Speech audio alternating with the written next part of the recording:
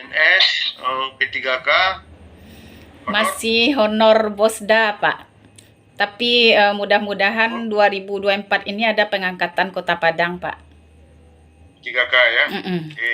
Ibu di mana dulu kuliahnya? Di IAIN juga? Iya, Pak. Ya. Di IAIN jurusan apa? PAI, Pak. BP 2004. 2004. Berarti Bu tamatnya 2008, 2009. Saya dosen fakultas tarbiyah Bu Ulfa, tapi tidak di PAI gitu, di IPS. Oh iya, Oke, Pak. Bu Ulfa. Ibu kalau membaca Al-Quran pernah jadi qori enggak? Enggak, Pak. Enggak. Coba Ibu tampilkan bagaimana Ibu memulai pelajaran di kelas. Pertama-tama saya membuka salam, lalu bertanya kepada siswa apakah anak-anak Ibu sudah siap belajar pada hari ini.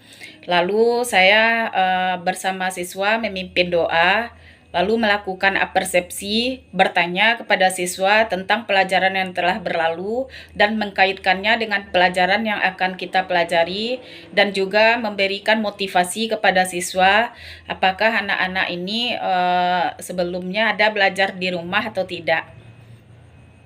Oke. Dalam memotivasi anak, biasanya Ibu apa kalimat-kalimat yang muncul di awal ketika membuka itu? Biasanya saya bertanya apakah anak-anak Ibu sudah makan tadi. Dia menjawab sudah, Bu. Saya lanjutkan dengan pertanyaan apa sambalnya tadi. Biasanya anak-anak itu lebih terpengaruh, Pak. Kebetulan saya mengajar kelas rendah, kelas 1, 2, dan 3. Kalau dia sudah berkomentar ini sambal saya makannya sedikit, ini otomatis dia akan melihat kepada guru yang di depan. Nah, pengalaman Ibu seperti itu ya? Iya. Nah, oke. Itu kan ya lain lubuk lain ikannya. Iya, Pak. Tapi yang penting itu sebetulnya ketika kita tampil itu anak-anak itu tergugah ya, semangat. Nah, itu sebetulnya yang penting itu. Iya. Jangan lihat muka kita aja dia udah berkerut. Kadang juga bertanya ada membawa buku pelajaran Ibu hari ini. Ya itu, Pak. Ya intinya dalam memotivasi di awal-awal itu mereka semangat lah itu intinya. Jangan sampai mereka mencari mubawa maka ikan yang gitu kan. Ya, oke, Bu Ulfa. Di sekolah Ibu ini sudah kurikulum merdeka? Sudah, Pak. Kelas 1, kelas 4, dan tahun ini kelas 2 dan kelas 5. Berarti kelas 1-nya berarti Ibu udah ya? Udah, Pak. Apa bentuk perbedaan yang menurut Ibu ketika masih K13 dengan kurikulum merdeka di kelas 1? Kalau perbedaannya, kalau di K13 hanya guru yang fokus untuk mengembangkan materi pelajaran. Sedangkan kalau di kurikulum merdeka ini, guru dan siswa sama-sama kreatif mengembangkan materi pelajaran, dan guru sibuk, anak juga sibuk. Tapi kalau di K13 ibaratnya hanya guru yang menyampaikan materi. Apakah di kelas 1 bagaimana Ibu menggiring ya atau mengkondisikan anak yang baru kelas 1 dia juga sudah aktif gitu? Bagaimana cara Ibu? Cara saya supaya mereka kreatif melalui pertanyaan, Pak. Bertanya kepada anak tersebut tentang materi yang simpel-simpel saja. Contohnya tentang bacaan basmalah. Anak-anak Ibu tahu enggak apa itu bacaan basmalah? Kapan kita mengucapkannya? Terkait dengan bahan atau modul yang Ibu kirim kemarin di LMS? Ya, Pak. Itu di semester ganjil atau genap itu yang Ibu sebut itu materinya itu? Di semester ganjil sekarang, Pak. Ganjil. Semester 1. Ya, apa namanya? Apa CP dan CPL-nya Ibu ingat? Ingat, Pak.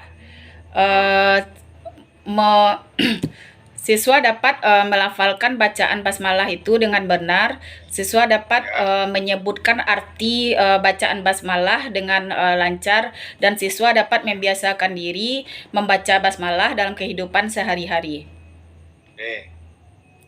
Kalau dikaitkan dengan PJBL, apa yang bisa di PJBL kan di kelas 1 Bu menurut Ibu? Ibu sudah tahu PJBL ya? Sudah, Pak. Project Based Learning sudah. Ya. Apa yang bisa di PJBL kan di kelas 1 menurut Ibu? Setelah pembelajaran selesai, saya memberikan kerjanya yaitu berupa kaligrafi yang sudah selesai, tapi anak-anak disuruh untuk mewarnai. Apakah warna itu dibuat rambu-rambunya atau sekehendak anak saja? Biasanya saya sekehendak saja, Pak. Boleh berwarna-warni, boleh satu macam saja, boleh juga harkatnya dikasih warna yang berbeda. Nanti anak saja yang berkreatif. Oke, apa temuan Ibu mengenai itu? Temuan saya ada anak yang hanya menggambar diwarnai yang sama saja yang kaligrafinya itu dengan barisnya atau harkatnya. Ada yang harkatnya berbeda warna, yang di dalamnya berbeda pula warnanya. Ada yang sama saja warnanya. Apa kesimpulan Ibu tentang itu? Kesimpulan saya, bagi anak yang punya kreativitas tinggi, pas di harkat mereka punya warna yang berbeda, dan pas di badan membuat apa tuh Pak, lafal basmalahnya itu berbeda pula warnanya. Yang menarik juga yang Ibu sampaikan ini, dalam PJBL itu kan sebetulnya memang ada kemampuan memecahkan masalah. Memecahkan masalah dalam konteks Ibu tadi itu sudah ada itu, dia memastikan warna tertentu gitu kan. Tapi itu mestinya kita komen juga itu, Bu. Ibu komen nggak terhadap apa yang mereka buat itu? Oh, komen, Pak. Ada yang komennya? Komennya gini saja, Pak. Semampunya saya saja. Ada anak yang memang pas mewarnai itu memang dipilihnya warna-warna yang terang, pas di harkatnya dipilih warna-warna yang gelap. Memang bagus jadinya, Pak. Ada juga yang cuman pakai pensil lalu ditebal-tebalkannya, bagus juga, tapi kurang kreatif. Kenapa enggak dipinjam pensil warna teman? Kan boleh minjam. Nah, gitu aja, Pak. Itu kan termasuk kreativitas juga. Iya. Itu termasuk juga dia mampu mengambil keputusan pada saat dia nggak punya, tapi ada solusinya gitu. Iya. Nah, ada solusinya gitu. Anak-anak itu kan sebetulnya dalam belajar itu yang begitu itu ada anak yang mungkin karena di rumahnya terbiasa dia ada semua, nggak mau dia minjem.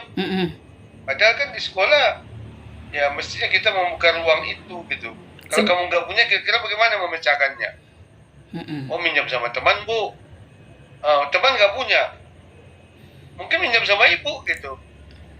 Nah, kalau ibu nggak punya, mau kemana lagi ya? Itu maksudnya, itu kan latihan-latihan sebetulnya. Iya, Pak. Oke, Bu Ulfa. Oh, di kelas rendah ini menurut Bu Ulfa, kalau kita menggunakan metode atau model, apa yang paling pas? Kalau menurut saya metode yang paling pas ceramah, diskusi, demonstrasi, tanya jawab, dan juga kelompok, Pak. Ya. PJBL ini kalau di kelas rendah itu kayaknya tidak begitu mudah itu. Tidak begitu mudah, tapi bisa dicari seperti Ibu tadi itu bisa itu di PJBL kan memang. Ya apa outputnya, yaitu gambar mereka itu berkaitan dengan materi apa ya, bacaan basmalah gitu kan. Iya, Pak. Ada Ibu merasa kesulitan dalam pengalaman selama 14 tahun ini? Apa kesulitan utama Ibu dalam pembelajaran di kelas? Kalau untuk kesulitan dalam pengelolaan kelas, anak sering mengulang-ulang. Misalnya kayak gini, apa yang dibuat, Bu? Nggak ngerti. Dan juga gini, Pak, kalau kita menjelaskan materi, dia dia itu bilang kalau dia ndak belajar. Belajar kita lagi, Bu. Yang belajar menurut dia menulis itu, Pak. Kita belajar lagi, Bu. Padahal kita sudah menjelaskan materi, tapi anak ini terlalu banyak. Bu, belajar kita lagi, Bu. Yang belajar itu menulis sama dia. Ya, itu keterbatasan ya. Dan itu perlu kita bantu. Bahwa belajar itu kegiatannya banyak sekali. Anda maunya membaca, itu belajar. Menulis, belajar juga. Mengerjakan tugas, belajar juga. Itu maksudnya tentu itu kita harus jelaskan seperti itu. Sehingga belajar itu aktivitasnya macam-macam gitu. Jangan belajar itu cuma nulis gitu. Iya, Pak. Oke, Bu Ulfa.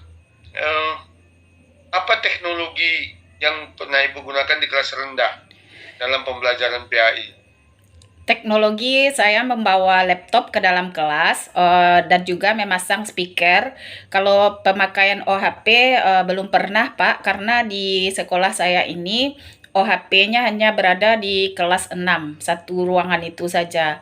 Lalu saya juga membawa HP ke dalam kelas, memutar video-video pembelajaran melalui link YouTube. Juga pakai speaker. Anak-anak di